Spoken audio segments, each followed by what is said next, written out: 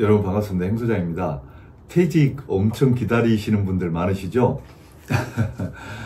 제가 이제 유튜브 하면서 댓글에 보니까 명퇴나 아니면 뭐 정년 퇴직이나 퇴직 후에 이렇게 멋진 그렇게 꿈을 꾸고 계시는 분들도 많으시고 기다리시는 분들이 참 많으시더라고요. 저도 퇴직한 지가 벌써 오늘자로 딱 2년 됐습니다. 그래서 오늘은 퇴직 2년 차를 지나고 그리고 3년 차를 맞이하면서 솔직하게 느끼는 소외라고 해야 되나? 이런 것들을 솔직하게 말씀 한번 드려볼게요. 그래서 퇴직을 앞두신 분들이 이럴 수도 있겠구나. 2년 차가 되면 나도 그런 생각을 하시면서 좀 미리 준비하시는 것도 어떨까 싶은 생각이 듭니다. 퇴직을 하고 나서 가장 좋았던 점이 뭐냐면 뭐든지 내 마음대로 할 수 있다. 이게 정말 좋은 점인 것 같아요. 그런데 반대로 정말 안 좋은 점이 있는데 뭐냐면 뭐든지 내 마음대로 안 된다. 이게 완전히 역설적이잖아요. 왜 그런가 곰곰이 생각을 해봤더니 퇴직을 해서 나이가 먹는다고 하면 이제 나이값, 어른값 이런 말들이 있잖아요. 이게 젊었을 때는 젊다는 이유로 이렇게 도전적으로 또 내가 조금 당돌하게 이렇게 살아도 큰 흠이 안 됐어요. 그런데 나이가 먹고 나서 나이값, 어른값 이것을 하려면 여러 가지 제약이 따릅니다. 말과 행동, 또 가정을 지켜야 되는 여러 가지 부담감, 경제적인 자유 뭐 이런 것들 이런 것들에 대한 부담감이 있어요. 그런데 인생이라는 게 퇴직 1년차, 2년차, 3년차 제가 이렇게 이야기하고 있긴 하지만 어찌 보면 인생을 살아가면서 시간대별로 나타나는 그런 변화, 현상 이런 것이 아닌가 싶은 생각이 듭니다. 그래서 제가 이제 2년차가 지나고 3년차를 맞이하는 시점에서 저에게 일어나는 변화 이거 제가 이제 5가지를 한번 말씀을 한번 드려볼게요. 첫 번째는 희미해져가는 나의 존재감. 현직에 있을 때 정말 못 나간 사람이 없잖아요. 다들 과거는 다 잘 나갔던 인생들이거든요. 그런데 퇴직을 하고 나면 그것이 다시 이렇게 리셋돼서 원점으로 돌아갑니다. 그것을 정말 많이 느껴요. 그래서 과거에 내가 직장에서 어떤 보직에서 어떤 일을 한 것은 중요하지가 않습니다. 이 사회는 그것을 결코 이렇게 요긴하게 써주질 않아요. 그런데 워낙 오랫동안 그런 직장 생활을 하고 내가 이제 거기에 굳어져 있다 보니까 퇴직하고도 내 자신이 그렇게 계속 유지될 것이다 라고 하는 생각을 하거든요. 그러니까 이렇게 한밤중에 활활 타오르는 햇불 같은 인생을 젊었을 때 살았는데 퇴직하고도 그 햇불이 계속 유지가 될 거야 이렇게 이제 생각을 합니다. 나도 모르게 부지불식간에. 그런데 퇴직을 했다는 이야기는 그 햇불이 꺼졌다는 이야기거든요. 햇불이 꺼졌다는 이야기는 나의 밝기라든지 주변에서 이렇게 나를 바라보는 시선이나 이런 것들이 제로라고 생각하시면 돼요. 그런데 사람이 그런 생각을 해요. 퇴직하면서 이제 퇴직하면 나의 존재감이 이제 점점 사라질 거야, 희미해질 거야 이런 생각을 이렇게 하면서도 그게 은근히 서운해. 나도 모르게 마음으로는 받아들여요. 받아들이는데 막상 그렇게 이제 사회에서 나를 바라보는 시선이 희미해지고 뭔가 가치가 없게 바라보고 이렇게 하는 느낌을 받는 순간 마음이 막 어느 순간 섭섭해지고 막 그래요. 그런데 1년 차에서는 조금 그 느낌이 덜했던 것 같아요. 근데 2년 차에 오니까 확실히 그게 보여요. 저하고 정말 친한 시골 친구가 있어요. 그 친구도 이제 직장에서 거의 이제 5년 근무하고 퇴직을 한 이후에 그 직장에서 이제 다시 그 계약직으로 재취업을 해서 근무를 하고 있어요. 지금 아마 65세까지 한다는 것 같은데 이 친구하고 그 한동안 이제 전화 통화를 했는데 이 친구가 하는 이야기가 이제 그 이야기를 하는 거예요.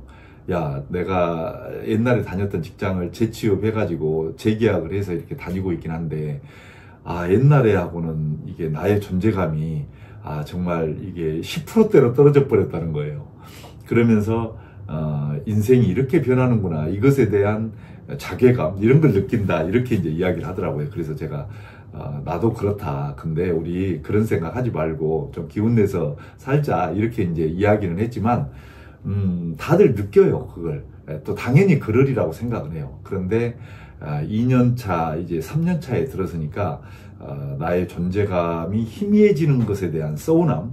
그런데 이제 돌려서 이야기해 보면 오히려 그것이 내 자신을 겸손하게 만드는 이제 그런 작용도 있는 것 같아요. 그런 부분은 이제 긍정적인 부분이겠죠. 두 번째는 작은 일도 크게 다가오는 그런 현상이 느껴져요. 무슨 이야기냐면, 우리가 이제 나이 먹으면 말이 많아진다, 이런 이야기 여러분 혹시 많이 들으시죠? 그리고 혹시 나이 먹어서 말 많아졌다라고 본인 스스로 생각하지 않으세요? 우리가 그런 말 있잖아요. 지갑은 열고 말은 줄여라, 입은 닫아라, 이런 이야기를 하잖아요. 그런데 어느 날 보면 내가 말을 많이 하고 있어. 그래서 깜짝깜짝 놀릴 때가 있거든요. 근데 제가 그 이유를 알았어요. 옛날에 젊었을 때 어른들을 보면 아무 일도 아닌 거 가지고 서로 막 논쟁하고 뭐 이야기 그냥 크게 만들고 소리 쳐가면서 이야기하고 이런 걸 이제 종종 봤거든요. 처음에는 제가 거리도 아니구만 저런 걸 가지고 저렇게 말씀들을 많이 하시나 그렇게 생각했는데, 나이를 들어보니 알겠어요. 이게 작은 일, 이런 것들도 이슈화가 되는 거예요, 내 입장에서는. 그러니까 말이 많아질 수밖에 없어. 누군가에게 그런 이야기를 하고 싶거든. 밖에 나가서 뭐 어떤 사람을 만났다든지, 어디 갔더니 맛있는 음식을 먹게 됐다든지, 또는 뭐 가다가 저 차 운전하고 가는데 막히지 말아야 될 곳에 차가 엄청 막혔다든지, 뭐 이런 아주 사소한 일들 있잖아요. 이런 사소한 일들마저도 나한테는 그게 거리가 되는 거예요. 이게 누군가에게 막 말할 거리가 되는 거야. 크게 다가오는 거야, 이게. 특히 마음의 상처를 입는 일들, 다른 사람한테 모욕을 당했다든지 또는 핀잔을 받았다든지 막 이런 거 있잖아요.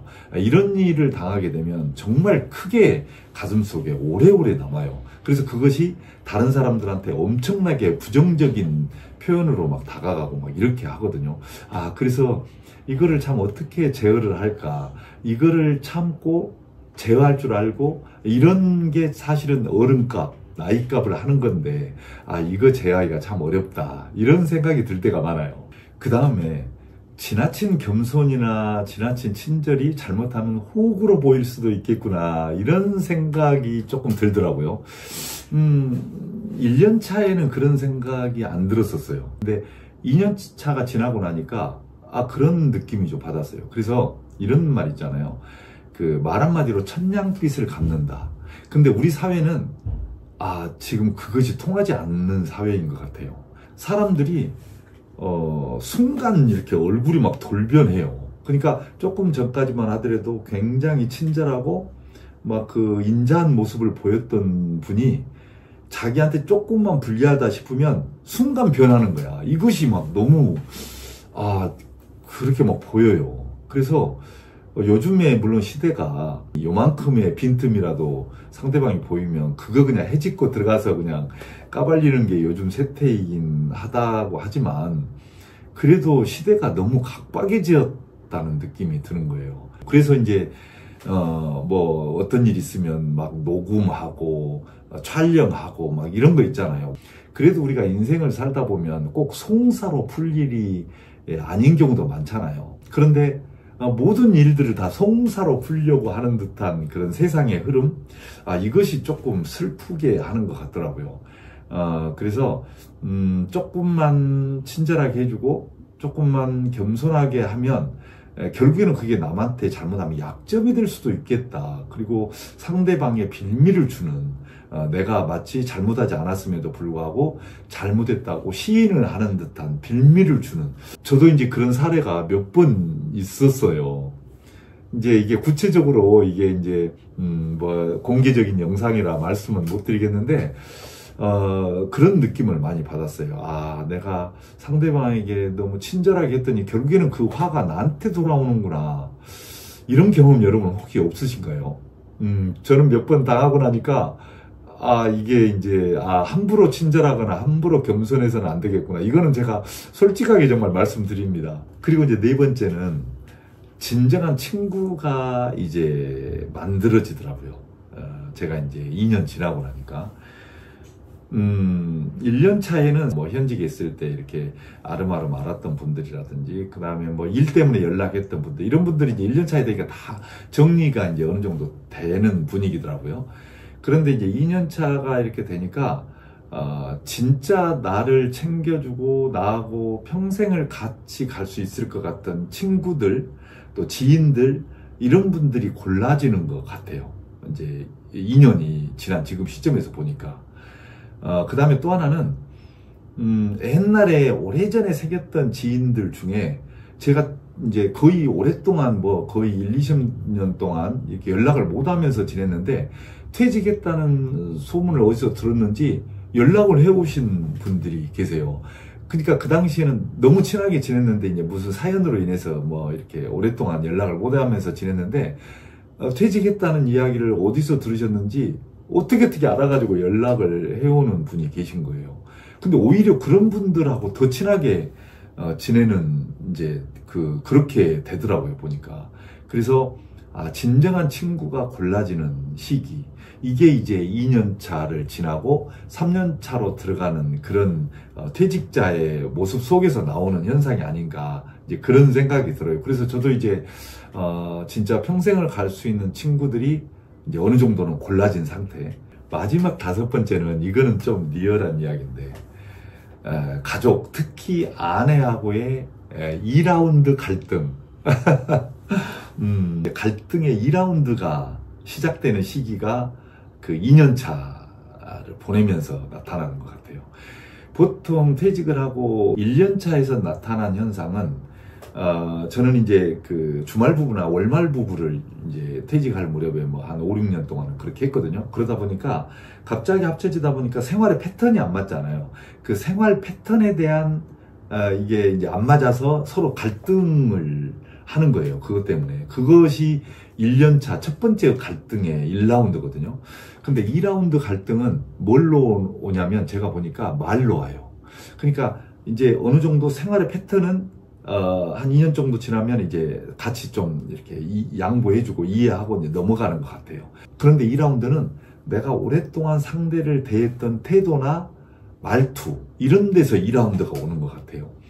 저도 2년 되면서 집사람하고 2라운드 갈등이 시작이 됐었거든요. 1라운드는 잘 넘겼어요. 하여간 뭐 어떻게 해서. 근데 2라운드에 나도 모르게 상대방에게 상처 주는 이야기, 또 싫어하는 이야기, 이런 이야기를 나도 모르게 막 해요. 부지불식간에. 근데 내가 그렇게 이야기하면 아내도 그렇게 나한테 이제 상처 주는 이야기를 하는 거죠. 그래서 이게 뭐지? 뭐 이런 생각이 들더라고요. 그런데 이제 이 부부간의 관계라는 게, 퇴직하고의 삶은 그런 것 같아요. 젊었을 때는 모래 위에다가 집을 아름답게 지은 거야. 그런데 이제 퇴직하고 나이가 60이 넘어서 사는 인생은, 집은 좀 낡았지만 밑에 바닥은 모래가 아니라 화강암으로 바뀌어가는 과정인 것 같아요. 그 과정에서 지진이 일어나는 거야. 근데 그 지진이 일어날 때 두 사람이서 집을 잘 붙들고 있어야 집이 안 무너져요. 그런데 지진은 반드시 일어나게 돼 있거든요. 그 모래에서 화강암으로 이제 변해갈 때.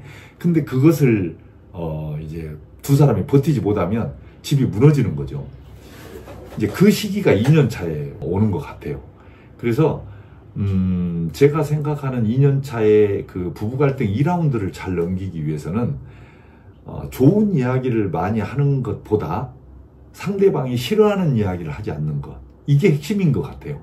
그러니까 우리가 좋은 이야기를 많이 하면 상대방도 기분 좋아질 것 같은데, 좋은 이야기 100마디 해놓고 싫은 이야기 한마디 해버리잖아요. 그럼 그게 상쇄돼 버려요. 그러니까 싫은 이야기 한마디 했으면 좋은 이야기 100마디 해야 돼. 그래서 차라리 싫어하는 이야기를 하지 않는 거, 이게 2라운드 부부 갈등을 잘 헤쳐나가는 그런 길이 아닐까. 우리가 이제 보통 퇴직을 하고 나면 걱정하는 게 이제 5가지가 있잖아요.